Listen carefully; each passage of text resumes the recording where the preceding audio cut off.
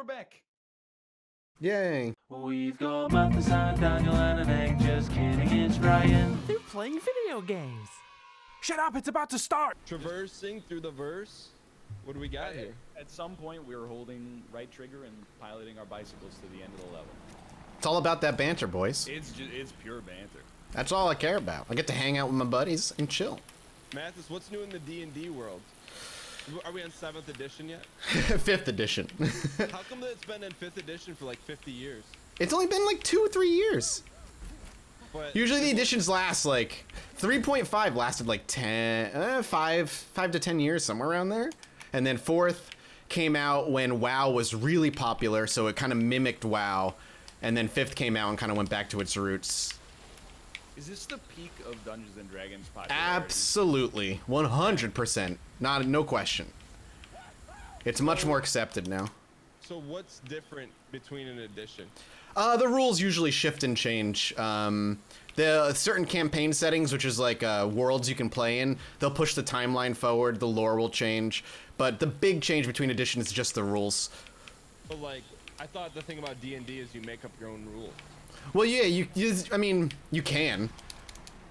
Like kobolds have X HP and X Yeah, HP, yeah, exactly. like that. And then like the list of skills gets longer or shorter depending on the edition. 5th edition went out of its way to make it as easy as possible for new people to pick up and play, which I think is a direct reflection on how popular D&D became on, like, you know, social media and stuff. Yeah, it seems like every Twitch streamer, and for once I don't mean this as a negative, every Twitch streamer has like a side show where they also do like a D&D campaign.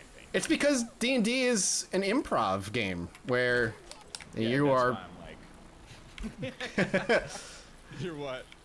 I'm keeping my mouth shut. I don't know what to go ahead, say You're it. talking about Grand Theft Auto, cringy. Basically, that. It's not your style. Prosthetic. No, I mean, I think it is my style to do, honestly, but sometimes when I'm watching it. Well, you don't have to go as far as dressing up and stuff. It's not really the dressing up that bothers me.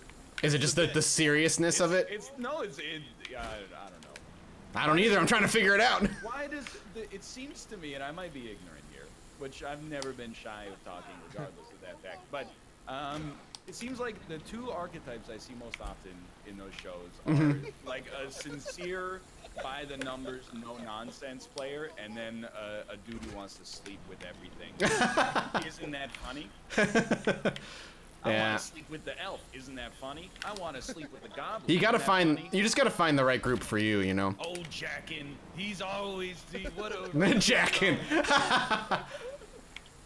I would love to see Unity play D&D at some point. But like, where's the game part of it?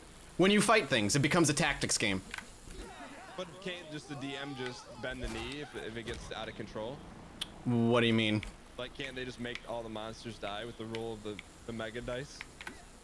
Well, it's like a collaborative Yeah. storytelling experience. Yeah, right? So- yeah. So it's mostly a collaborative storytelling experience. In combat, it comes with like it's D&D's roots are in miniatures, like Warhammers type stuff, where it's all grid-based combat. So that's where like the quote-unquote game aspect of it comes from. And then everything else is, like Ryan said, a collaborative storytelling thing. Like I did do a D&D one shot a couple years ago. It was fun. I had a good time, and I got it way more after doing it. I was like, now I understand. It's not like I can't land this. I don't understand. I can't land this first jump. yeah. I think we just gotta skip all the jumps. That's what I do. It's not like XCOM where like, well, I mean it can be, I guess, if you want to be hardcore, but it's not like, hey, you made a tactical mistake, now your campaign's over. Like depending on what you and like what the desired experience of the play group is, it could be like, you made a mistake, but the kobold scratches his head and wonders why you would do such a baffling action. And, his confusion lets you go one more time. Well, the good thing about 5e2 is that it's way harder to die for the player. Like when you drop below 0 hit points, you don't die. You go unconscious. What's 5v2? 5th edition D&D. Oh, The rule system is built so that dying is way harder for the player, so you can have really difficult combats and not worry about you losing your character. I mean, Okay, I'm skipping this jump. Have to like approve a character dying? No, It can just happen on the roll of a it can dice? just happen on the roll of a dice. But then can't you come back in Spectre form?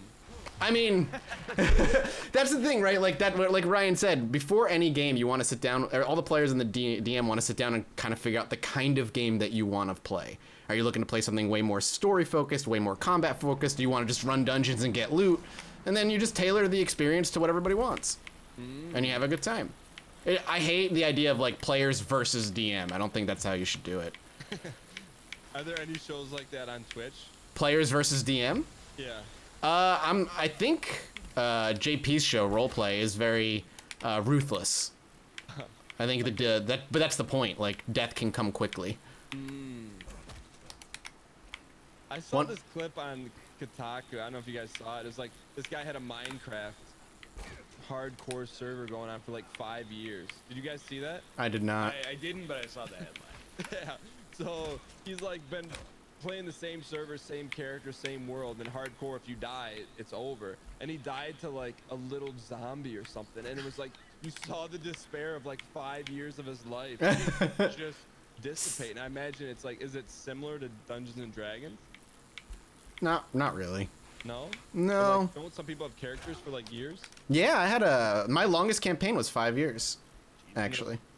What happened to your character? We got to the end of the story, and you know we completed the arc, and my character more or less kind of just retired. Like that was the end of the story.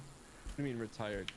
Yeah, like he went from level 1 to like level 18, and at the end of the story, and he just kind of after. 18, what a noob! Is that like super high for D&D? Yeah, 20 is usually max. If you go above 20, you're looking at like god status. I mean, he just didn't have it in his DNA to... No, we set out to tell a very particular story. We came to the end of it, and that was it. So like, we were satisfied. Brother right here.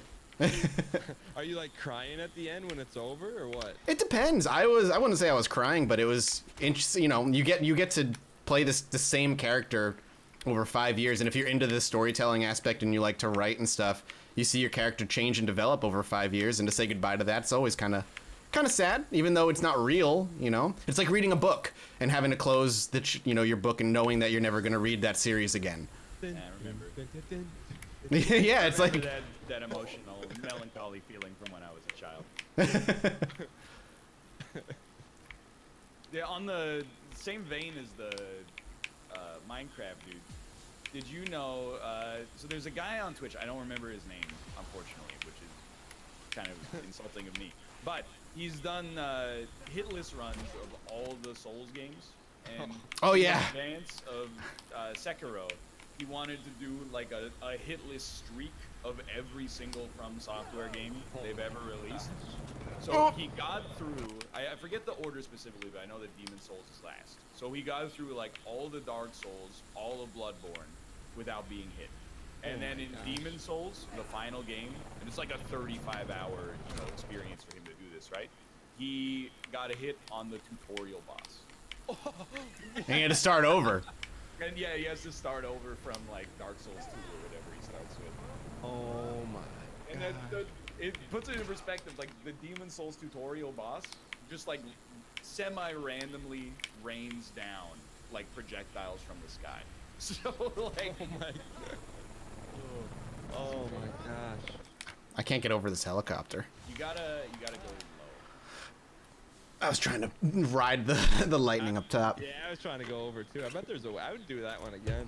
Yeah, me too. Just the helicopter part. Oh, that's the end of That's everything? Is there another path we can take? Yo, are we in the same lobby right now? We are in the same Yeah. lobby, yeah. Yo, we should challenges? Are there challenges? No, we make them up. There's so much stuff here. Where are you guys at? Wait, I'm not near. I'm at the helicopter with Mathis. Okay. I'm looking at Rufus right now. All right. Here's the helicopter. Okay. Yo, let's just go bike a little bit. See what we can find out here. Dude, easiest tier challenge. This is the NLSS Classic. You go to a red tent. Okay. Okay. And then like get a vector, and then get yourself up on the lodge roof by driving on the. Oh. Oh. All right. All right, I did it. All right. Well, thanks for watching. All right. So, you got me thinking. So, like, Grand Theft Auto, no pixel is like probably a mix of D&D, but with like stuff to do. I mean, that's insulting to D&D. No, Yeah, no. like stuff to do on a computer.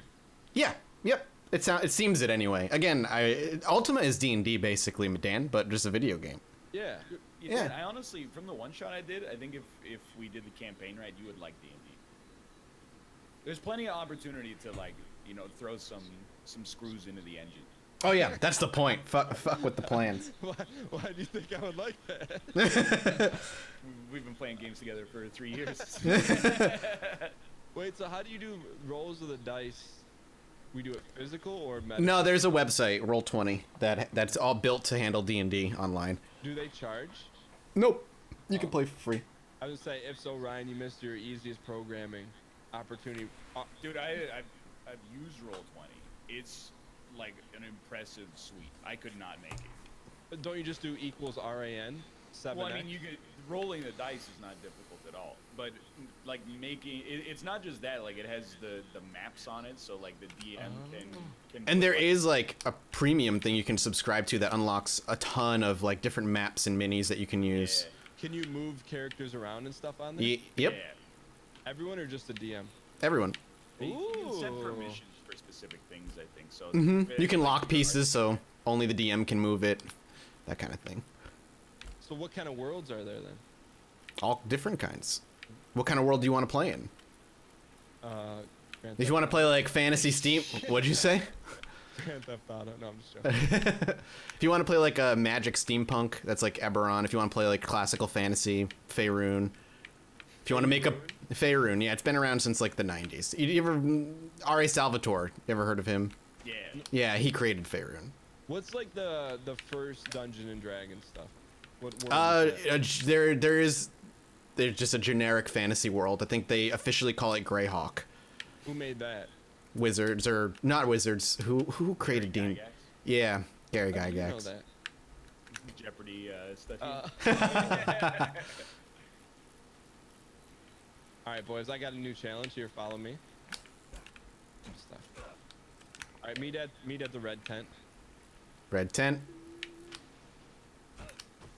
All right, you guys ready? What's up? You gotta follow me. Ready? Wait, which one are you here? Give me a second. Yeah, the name only pops up when you get far away. Oh. There you are. Oh yeah, okay. Okay. I'm gonna have a slow pace here so you guys can keep up. All right. The first thing you gotta do, hook a hard right. Bye, Cross Ryan. Rufus's face.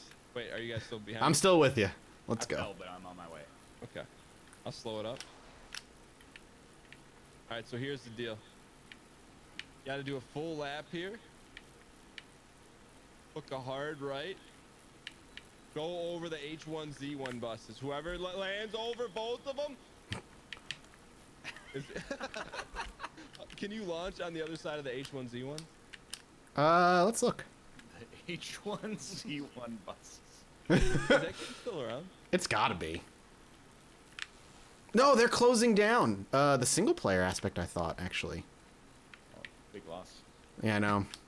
Well, we had some fun with that. Dude, H1Z1 King of the Kill was like, The original. it was when Battle Royales were so new that just the format itself was exciting. Yeah. You think Battle Royales are starting to die down? I think it's already over. You think it's done? You think Apex Legends is the last big hurrah? You know, I guess you never know, like, it's kind of like zombie games, right? Like, Yeah, true. Zombie games are over, but there's still like 1,000 of them that come out every day. Every once in a while, a good one pops up, but very I rarely. think it's like that, where like, dude, honestly, I owe BRs a lot. First off, for entertainment, and secondly, for teaching me like I'm not a young man anymore. And, like I just don't have the time to put in these games to be as good as I would need to be to have fun, for the most part. PUBG is a little different. Like I like the banter of PUBG, but like if we didn't have Austin to carry us, I would not enjoy that game at all. What do you guys think of the next potential genre? I think my prediction for like the past few months has been like this is going to be a big year, or big 2 or 3 years for like city builders and like RimWorld style, Factorio style sandbox simulations. Perfect. My channel can still thrive for another couple years. Let's go. Why do you feel that's going to be the... I think it's like, you know, if you look at like the most inspirational games or influential games from the past few years, like Factorio and RimWorld are pretty high up the list. Dwarf Fortress as well, especially for game developers. So And Dwarf Fortress is coming to Steam. It is, yeah. Which is crazy. I think like, you know, game developers who like finished their last project and were like, you know, I really like this game. I'm inspired by it. I think that there's a chance that, you know, I mean, we're already seeing it a little bit like Factory Town from the Robot Roller Derby Disco Dodgeball dev and Satisfactory. Satisfactory's There's another another example. Yeah, I think like big one. casualized like Factorio style games, and then like RimWorld like brutal colony simulation, or colony sandbox games. Selfishly, I also hope like Slay the Spire inspires like a new wave of Card games, yeah. But Do you feel like they did anything, like there's room for growth though? Because don't you feel like they did a heck of a job? in Slay the Spire, Yeah. oh yeah, it's like probably, in my opinion, one of the best designed games I've ever played. So I don't know what you do from there, but you know, I'm Something. eager to let people try. It is the danger though. It's like, you know, kind of like Isaac was, where it's just so good that it's hard to imagine how you could possibly do better. But you know, I bet. the Gungeon updates in DLC, I think, have arguably done that. Yeah, Gungeon is like blowing up all is over a great again. game. And I've been playing offline. Like I've been enjoying the game It's just fun. just as like, yeah. They really kind of took the criticism, I think, from when it first launched and took it to heart. There's so much more variety and synergies now that just make Dude, that's each... the thing is like it used to have like soft synergies, Mhm. like, you know, when you shoot more and your bullets do more damage, that's a synergy, right? Right. Because your DPS is up. Now they have like hard synergies that are like, you know, these two items are thematically linked and do something completely different. When and you it's have just them, like- yeah. Yeah, it's changed the game like completely. For the better. Yeah, my question is, whenever I play it now, I'm like, why did I stop playing it? Like in like 'Cause- 2016 or whatever. You know? And they also took the multi-path approach really well too. There's so many different levels you can go to if you want Yeah. different things, and Super secret boss is still annoying for me to get to, but I appreciate that it's unique at Yeah. least. yeah. Well, like the reason Gungeon, in my opinion, has always been great to extremely great, but on the first release, I think they were a little bit. I shouldn't say from like the developer standpoint, but my impression from playing the game is that they were concerned about balancing it around high-level players, so they balanced it a little bit too hard, in a way that was not that fun. So ammo drops and HP were super limited. And That's right. HP is whatever, like you can not get hit eventually, but ammo was really frustrating because you'd get a cool gun, it'd have like 80 shots, you'd fire it off on the 3rd floor and never get to use it again. So Yeah, you're you'd be like, never use it, yeah. Dude, the number of times, and you know, error between keyboard and chair, but the number of times I was on like the last floor and was just like, well, the only thing I have ammo for is my starting gun, so I guess I just lose. It was high, but they've done a really good job rebalancing it. Agreed. Matt, I, what do you think about like? Well, I don't want to cut you up, but what do you think No, the no. next genre is, or like that's potential? No, I think Ryan's right. The resurgence of like, not resurgence, but the it's because it's hard for me to say resurgence, but I do think simulation kind of sandbox games are going to be big for a while. I think RimWorld being as successful as it was kind of like an eye opener for a lot of people. Yeah. And So. then you have experience in Dwarf Fortress, and I just saw A little bit, something, not much. like they're doing a graphical thing because it's Yeah. all before it used to be like hex codes and stuff. Right? So it's really well, yeah, ASCII art. yeah. But like, I'm excited that they're doing a graphical thing. The reason they're doing it is kind of sad, but What's the reasoning? Money. well, medical. They have medical bills that so they're gonna go full steam. But not only are they bringing graphics and like sound, but they're also like going ham on the UI, which is really needed. So it's gonna be a lot more playable when it hits Steam for a lot of new people, including me. You should just put it on the Epic Store. Yeah, exclusive. Get some of that fat cash. Wait, can Go you for break it. down Dwarf Fortress in first grade vernacular for people that aren't familiar with it? Because it's been around for like what, 20 years or something? Yeah, it's like 10 to 15, I think. Okay, you know how RimWorld works? Yeah. Okay, take that and then make it like 100 times more complex. Where Without UI and without graphics. well, it has UI, but it's just like a really rudimentary UI. A lot of their focus and development went towards the world generation, and the simulation aspects. So like each individual dwarf not only has like personality traits like they would in RimWorld, but they have a memory, they have goals, they have emotions that can change how they act. Their needs and desires are different from dwarf to dwarf, and they form relationships with one another. When you generate a world, depending on the parameters you set, it generates hundreds of years of history. It creates unique objects that actually move around. Wars are fought, alliances are won, and then when the world generation is done, that's when you play. And this world that is generated has, hundreds of years of history for you to, if you want to, go out and explore and enjoy. Or you can just build a fort and do like a RimWorld colony management thing and not worry about that if you want to. This is a lot of depth. Yeah, it's really right up my alley. Can you? I mean, this is a first grade question, but can you beat it? Or is There's no beat like RimWorld. Oh, actually, RimWorld has an ending, but no, there's no beating it. There's no beating Isn't Dwarf in Fortress. You just get off the planet. Yeah, if you want to end it, you can build a spaceship never and done escape. Have you guys both done it? Yeah, I did get off the planet once, yeah. me too. Once. Well, Yeah. it's the end of Descendros here. Yeah, it was a good run. Thanks Mathis, for being here, boys. real quick, Mathis, refund check, yes or no? No, I'm gonna keep this one. This is fun. If you enjoyed it, click the like button. Helps out a great deal. Of course, subscribe if you want to see more in the future. For now, thanks for watching, gents. We'll see you next time. See ya. Goodbye, everybody.